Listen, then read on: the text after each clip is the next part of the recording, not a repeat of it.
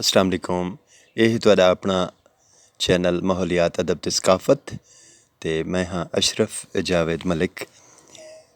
ਸਾਮਈਨ ਅਸਾਂ ਲੋਕ ਖੇਡਾਂ ਦੇ ਹਵਾਲੇ ਨਾਲ ਗੱਲ ਕरेंदे ਪਿਆ ਸੀ ਔਰ ਇਹ ਦੂਜਾ ਹਿੱਸਾ ਹੈ ਖੇਡਾਂ ਦੇ ਹਵਾਲੇ ਨਾਲ ਗੁਫ਼ਤਗੂ ਦਾ। ਔਰ ਅੱਜ ਅਸਾਂ ਜਿਹੜੇ ਖੇਡਾਂ ਦਾ ਜ਼ਿਕਰ ਕरेंदे ਪਏ ਹਾਂ ਉਹਨਾਂ ਵਿੱਚ ਕੁੱਟਮਾਰ ਹੈ, ਬਾਂਦਰ ਕਿੱਲਾ ਹੈ, ਡੱਗ ਲਾਲ ਚਣਾ है, इस तरह के बे खेड हैं। तो सब तो पहले एक खेड है हुण भी खेडी वेंदी है सारे दूर परे दी वसों विच देहातां च, वो है बांदर किला। इहदे विच ढेर सारे बाल कट्ठे होने और एक बाल जिहड़ा छोती बनदे, एक लकड़ दा किला जमीन दे विच नसब कीता वेंदे या कहीं वन दा मुंड उहदा इंतखाब किया वेंदे। उत्थां एक बाल को खड़ा कर लिता वेंदे जिहड़ा किले दे नाल उको बद्धा होया होंदे, या तो लत्त नाल रस्सा बध के या कपड़ा बध के किले नाल बद्धा होया होंदे, या वन नाल या वल उहदी गिची दे विच एक खुला कपड़ा पा के ते वो किले या वन दे नाल बध देने और उको बांदर आदन भाई बांदर बद्धा खड़े। जितने बाल हैं सारे अपने जुत्तियां लहा के ते उहदे वन दे मुंढे च या किले दे नाल रख देने और वो हत्थ च एक खला पकड़ गिंदे। उन्हां जुत्तियां दे विचों एक पोला, एक जुत्ती दा पोला हत्थ च पकड़ के ते उन्हां को मरेंदे जेह्ड़े अपने जुत्तियां चामड़ कीते उहदे नेड़े आनन, किले या वन दे नेड़े आनन तो वो जब्त के जुत्ती मरेंदे उन्हां को। इस तरह ये मार कुटाई का सिलसिला भी जारी रहिंदे और चलाकी दिखे न, हुशियारी दिखे न जेह्ड़े जुत्तियां अपने उन्होंने चावणिया हुई बालों ने। हर बाल पूरी कोशिश करते अपनी अपनी जुत्ती चेंदे, मार भी खांदा रहंदे और जे तक जो सारे अपने जुत्तियां नहीं चा गिनदे तां एंड ये मुकदे कि जेड़ा बाल पकड़िया वंजे जुत्ती चेंदा होया सारे बालों में कोई एक बाल काबू कर गिने उक बांदर तां वल अगली वारी उंदे उत्ते आ वेंदी है छोत दी और वो बांदर बन वेंदे। बाकी लोग अपने जुत्तियां उंदे नाल रख के ते दूर परे थी वेंदे। तो ये बड़ी शानदार खेड है साड़ी वसों दी।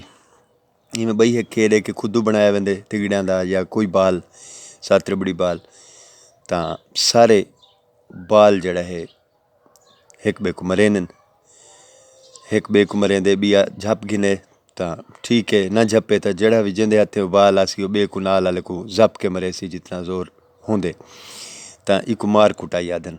और ये वल जारी रहिंदी है जे तक चले बस चलदा रहिंदे कुट्टण दा सारियां दा एक बे को मरे न। बई एक खेड है उंदा नाम है डग लाल चना। इन खेड च बराबर टोलियां दे विच वंडीज वेंदे बाल। एक टोले को अगू छेड़न वाली टोली आखा वेंदे ते बी खिदकार टोली होंदी है।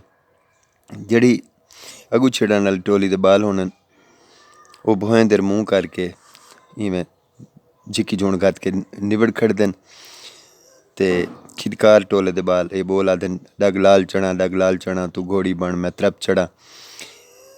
पढ़दे जेह्ड़े आगी है उंदी कंड ते सवार थी वेनन ते अपने हत्थ उन्हां दे अक्खीं ते रखे न।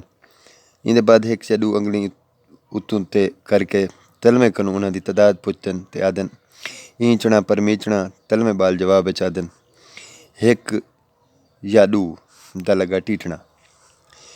जेरा बाल अंगली दी तादाद सही दसे ओ पुग वेंदे ते उतला बाल उंदी जाते आगी बन वेंदे ते इवें सारे खिरकार अपनी पोजीशनां तब्दील करेंदे रहन ते सवारी दा काम जारी रहिंदे। इस तरह बई खेड का भी एक तरीका है जो एक बाल दूजे की कंड ते सवार थी के अपने हथे नाल उन्हें अखीं बंद कर लेंदे, तलवा बाल हाथ बांध के खड़ा थी वेंदे। एक बिया खिदकार उन्हें हथें ते थप मार के आदे इन मुराई उन मराई दहाड़ा किन वाल हाथ के जरिए सजे खब्बे या उतले तलमे पास इशारा करेंदे। जेकर आगी बाल इशारे के मुताबिक जवाब दुरुस्त दे देवे या थप लगन तो चुक पवे तां आगी पुग वेंदे ते थप मारन वाला उंदी जाते आ वेंदे। तां ये भी एक शानदार खेड है। इवें खेडां दे किते कूने पाते वेनन तां उंदे विच एक तां ठीकरी दा तरीकाकार होंदे कूने दा, ठीकरी उत्ते सट्टी वेंदी है, दूजी टीम दा ਜਿਹੜਾ ਬਾਲ ਹੁੰਦੇ ਉਹ ठिकरी ਦਾ ਜਿਹੜਾ ਪਾਸਾ ਆ ਕੇ ਬਈ ਉਹ ਪਾਸਾ ਉੱਤੋਂ ਆਵੇ ਤਾਂ अगर वो पासा उत्तों आवेंदे तो उनकी वारी होंदी है। अगर वो पासा तलवें पासे जमीन वाले पासे होंदे तो वल ठिकरी सट्टण वालियां दी वारी होंदी है। ठिकरी दी ज्यादा सिक्का भी इस्तेमाल कर सकते हैं, यानी जिमें भाई 5 रुपये वाला सिक्का है तो वो बहुत गिनसे या चंद गिनसे ही आख्या वेंदे, जड़ा भी उनके हिसाब नाल आ वने तो पहली वारी उन्हां दी होंदी है मंगण वालियां दी।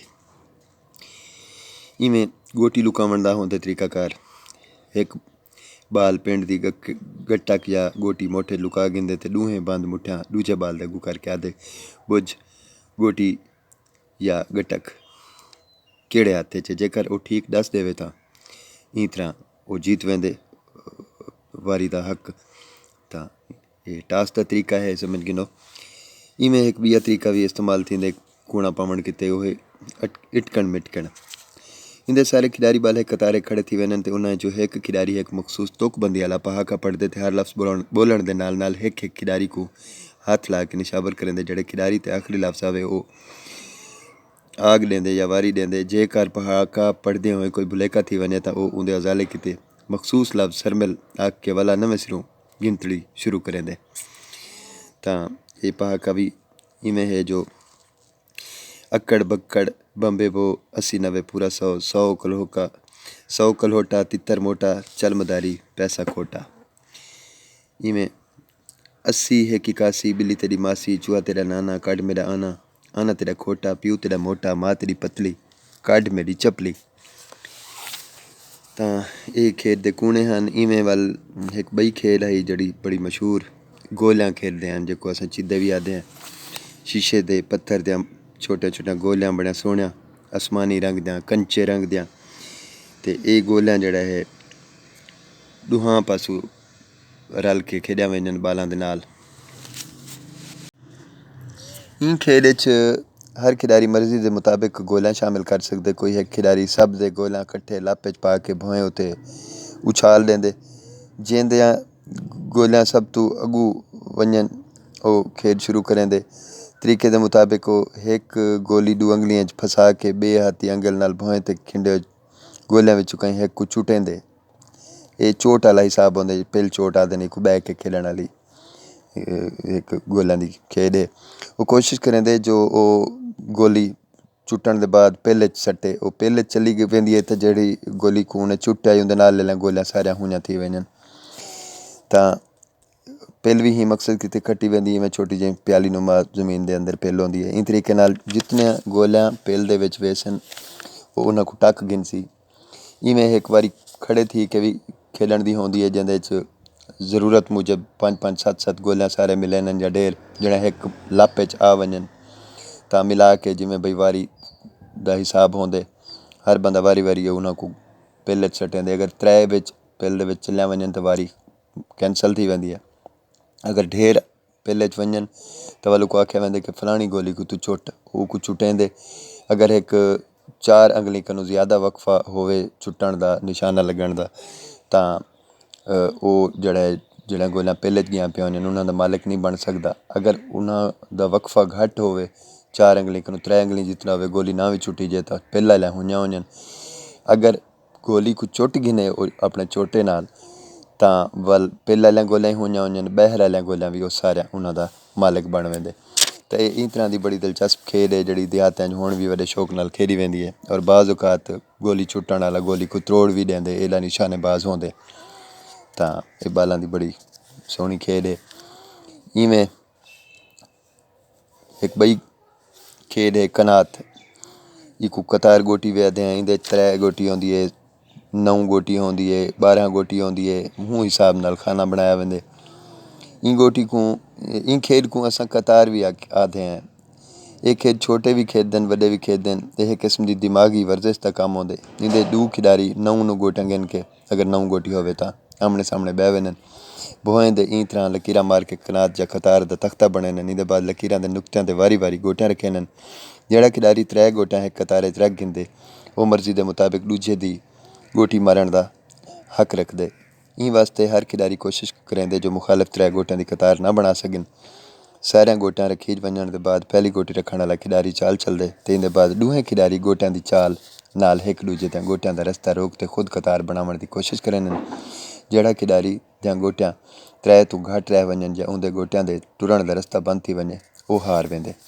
जेकर खेड को 9 गोटियां की बजाय 12 गोटियां का बनावना होवे तो मुरब्बियां या चुंडा मिला के उत्ते सफ़े ते दित्ती हुई शक्ल मुताबिक वो शक्ल भी मैं कोशिश करे कि शामिल करा।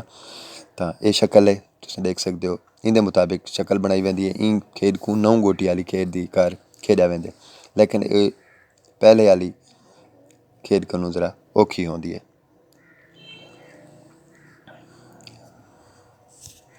इवें एक बई खेड एक छले पोच इंदा जिक्र बाद करे। अशरफ जावेद मलिक को देसो इजाज़त, अपना ख्याल रखो, अल्लाह हाफिज़।